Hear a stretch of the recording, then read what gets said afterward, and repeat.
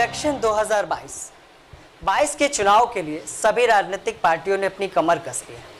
आज हम आपको लेकर आए महाराजगंज के नौतनवा विधानसभा में, जहां हमारे साथ कांग्रेस की प्रत्याशी हैं, जो दावेदार हैं कांग्रेस से, रमाकांति त्रिपाठी, जो लगातार समाज सेवा करती आ रही है और नौतनवा विधानसभा की बड़ी समस्याओं को लेकर वो जनता के बीच लगातार जाती है। आइए जानते हैं कि आखिर किन मुद्दों को लेकर 2022 के चुनाव में वो जनता के बीच जाने वाले हैं और प्रमुखतः बड़ी समस्याएं किस तरह की है नौतनवा विधानसभा में। रमाकांति जी, बहुत बहुत स्वागत है आपका। क्या कहना चाहेंगे, किस तरह की बड़ी समस्याएं जिसको लेकर नौतनवा विधानसभा में जा रहे हो, प्रमुखतः किन मुद्दों को लेकर जनता के बीच जा रही है?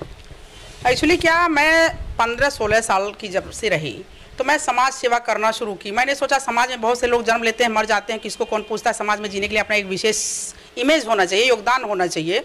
तो ऐसे तो पशु सूकर भी अपने पेट की पूर्ति कर लेते हैं, लेकिन मनुष्य योनि में जन्म लेकर बेकार समय को नष्ट कर दिया जाए और इस शरीर से किसी का भलाई व उपकार न किया जाए तो इस जीवन का कोई सही अर्थ नहीं होगा।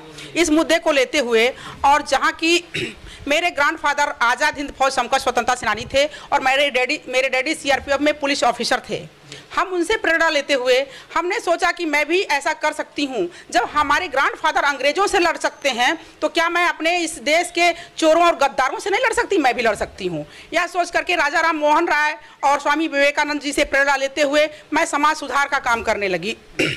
ऐसे में मैंने 1995 को जवाहरलाल नेहरू के जन्म दिवस पर 14 नवंबर 1995 में मैंने एक संस्था का नींव रखा। उस संस्था का नाम है दहेज विरोधी एवं समाज सुधारक समिति। सिर्फ डाउरी ही नहीं, ऑल करप्शन से फाइट करते हुए समाज की समस्त कुरीतियों को समूल नष्ट करने का मैंने संकल्प लिया और मैंने सोचा कि इस तरह से समाज में जितने व्याप्त कुरीतियां हैं, इन कुरीतियों को समूल नष्ट करके एक स्वस्थ समाज का निर्माण करेंगे और इस देश को और इस समाज को एक नई दिशा देंगे।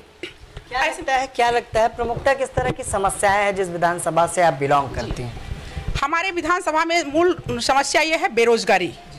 बेरोजगारी हमारे विधानसभा का युवा मारा फिरता है, ताश के पत्ते फेरता है, रात दिन पबजी खेलेगा और रात दिन जो है इधर उधर लेफ्ट राइट दुकानों और सड़कों पे मिलता है।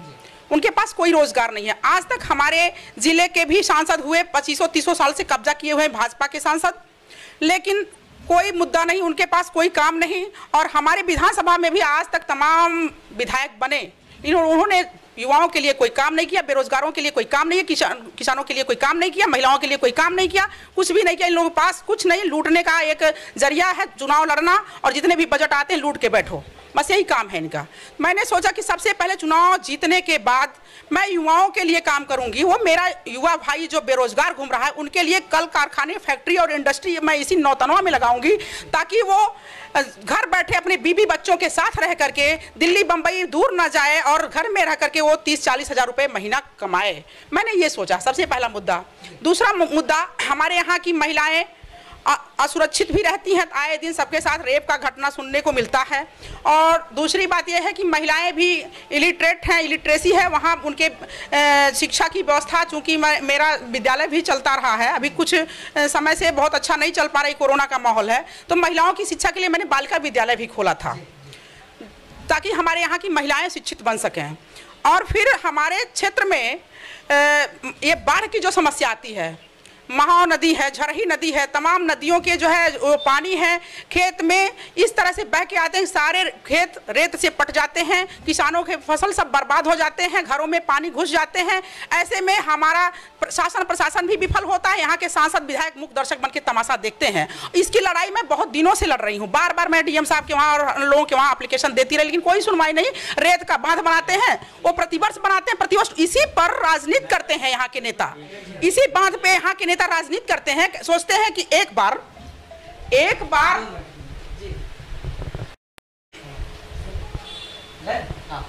हमारे यहाँ का जो महाव का मुद्दा है, इस मुद्दे को लेकर के सांसद और विधायक राजनीति करते हैं। सोचते हैं कि अगर ये परमानेंट इसका डिमांड जो है मतलब इसका वो कर देंगे, समाधान कर देंगे, तो फिर तो हमारी राजनीति कहाँ से चमकेगी। बार महाव टूटेगा, वहाँ फोटो खिंचवाने आएंगे, बाढ़ में इतना जो है पानी में फोटो खिंचवा के चले जाएंगे। और वो जब टूटता है बात तो इस पे बजट आते हैं, बजट तो डकार के प्रतिवर्ष खा जा रहे हैं। ये हाल है इनका। चूंकि उसी महाव की राजनीति करते हैं कि इस बार जो है बाढ़ आ रहा है तो मैं चलूँ, पब्लिक का सहानुभूति लूँ, इस तरीके से। तो रमाकांति जी जानना चाहते हैं कि कांग्रेस में कब से हैं आप और कांग्रेस से किस तरह की उम्मीदें रखती हैं? कांग्रेस के कितने प्रत्याशी रहे और किन मतलब कांग्रेस पार्टी आखिर आपको क्यों टिकट देने वाली है, ये सबसे बड़ा सवाल है। कई प्रत्याशी हैं। सबसे पहले तो मैं कांग्रेस में 1995 से काम कर रही हूँ, जब से मैं समाज की सेवा करने आई। लेकिन सन 2000 में श्री प्रकाश जायसवाल जी माननीय कैबिनेट मंत्री, माननीय आरपीएन सिंह कैबिनेट मंत्री और राज्य मंत्री हमारे प्रमोद तिवारी जी यहाँ हमारे महाराजगंज जनपद के निचलौल में एक सभा में आए थे और उन्होंने मुझे स्पेशली बुला करके उन्होंने मुझे ज्वाइन कराया। चूँकि मैं यहाँ काफ़ी चर्चित रही, तो तभी से सन 2000 से मैं कांग्रेस में एकदम बिल्कुल सक्रिय होकर के काम करने लगी। हालांकि मेरे कांग्रेस विचारधारा तो मेरे जहर मेरा ब्लड है, क्योंकि मेरे ग्रैंडफादर और डैडी सब लोग तो ऑलरेडी कांग्रेस सरकार में ही देश को आज़ाद कराया, देश के लिए काम किया इन्होंने, तो मैं तभी से काम कर रही हूँ। और फिर 2006 में जनपद महाराजगंज की महिला कांग्रेस की अध्यक्ष मैं बनाई गई। फिर मैंने महिला कांग्रेस के अध्यक्ष के रूप में भी काफ़ी काम किया, कांग्रेस की नीतियों को जन जन तक पहुंचाया। और जनपद महाराजगंज में कांग्रेस के नेता तो थे लेकिन टोटल निष्क्रिय थे। गलत मैं नहीं बोलूँगी, लोगों को बुरा लगे अच्छा लगे, कोई मतलब काम नहीं विशेष था, निष्क्रिय थे। महाराजगंज जनपद में कांग्रेस को मैंने जगाया, यहाँ तक कि महाराजगंज में एक सांसद मैंने ही दिया। अपने गाड़ी से मैं दौड़ती रही पूरे जनपद में, भले ही जो है मैं एक लेडीज हूँ और मेरे जो है इस तरह इस कार्य पर कोई जो है तरस नहीं खाया। जी। और सब लोग मुझे जो है डोमिनेट करने के चक्कर में लगे रहते हैं, लेकिन मैं किसी से हार मानने वाली नहीं हूँ। यहाँ तक कि हमारे पार्टी के भी तमाम लोग विरोधी मेरा विरोध करते चले आ रहे हैं। लोग कहते हैं कि अरे रमाकांति जी आप जो है इस तरह से जो है ना करिए, आप हम लोगों का विरोध ना कर। क्यों ना करूँ, जब आप गलत काम करेंगे तो गलत काम का विरोध करना मेरा काम है। मैं एक समाज सुधारक हूँ, भ्रष्टाचार का विरोध करती हूँ, तो मैं भ्रष्ट आचरण का विरोध करूँगी किसी भी कीमत पर करूँगी। क्या लगता है जो राष्ट्रीय नेतृत्व है आपका, प्रियंका गांधी जी हैं, राहुल गांधी जी, क्या बातचीत हुई, किस तरह की तैयारियां उन्होंने कहा कि क्षेत्र में करिए, तो किस तरह से जा रही हैं, क्या उम्मीदें हैं कांग्रेस से, क्या लगता है?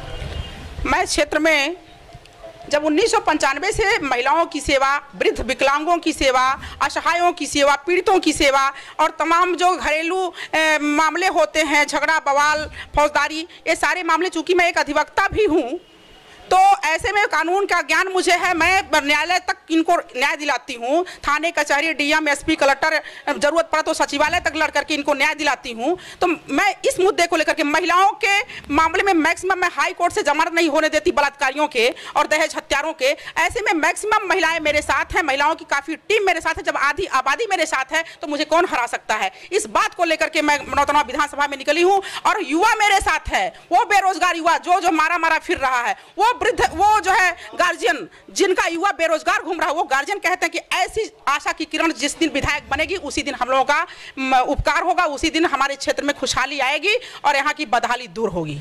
आखिरी सवाल है आपसे, नौतनवा विधानसभा की जनता के लिए क्या कहना चाहेंगे? नौतनवा विधानसभा की जनता के लिए, चूंकि मैं वहीं पली बढ़ी हूँ, मैं उनकी बेटी हूँ, मैं उनकी बहन हूँ, वहाँ की जनता मुझे काफ़ी चाह रही है और आशा भरी निगाहों से देख रही है कि कब रमाकांति त्रिपाठी जी विधायक बनेंगी और कब हम लोगों की समस्याएं दूर होंगी। नौतनवा की जनता हर कदम पे मेरा साथ देने के लिए तैयार है, हर मोड़ पर।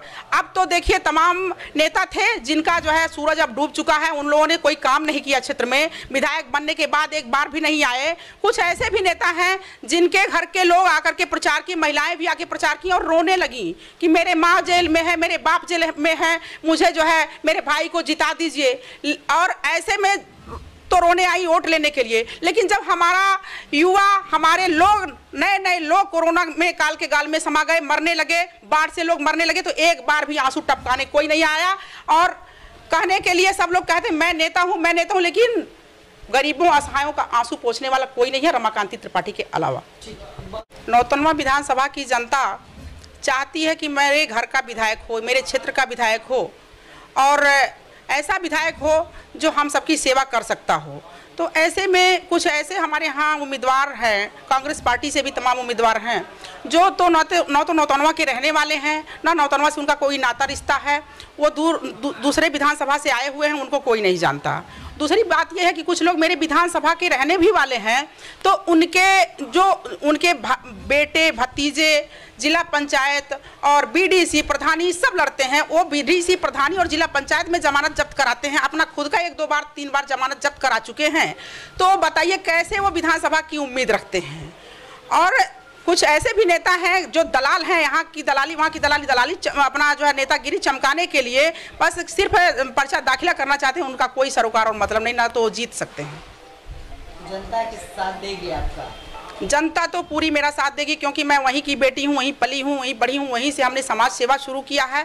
वहाँ की जनता मेरे कदम से कदम मिला के चल रही है। मेरा पसीना बह रहा है उनके साथ, वो मेरे साथ भी पसीना बहाने के लिए तैयार है। मैंने कहा आप मेरे साथ पसीना बहा रहे हैं तो मैं आपके लिए खून बहाने के लिए तैयार हूँ, आपकी लड़ाई लड़ने के लिए तैयार हूँ। अगर कोई बात भी होगी शासन प्रशासन के द्वारा या जो है कुछ ऐसी बातें आ सकती हैं आपकी लड़ाई लड़ने में, कहीं मुझे गोली भी लग जाए तो मेरे सीने में लगेगी। आप लोग मेरे साथ रहिए, मेरे पीछे, मैं आपके सबसे आगे रहूँगी गोली खाने के लिए।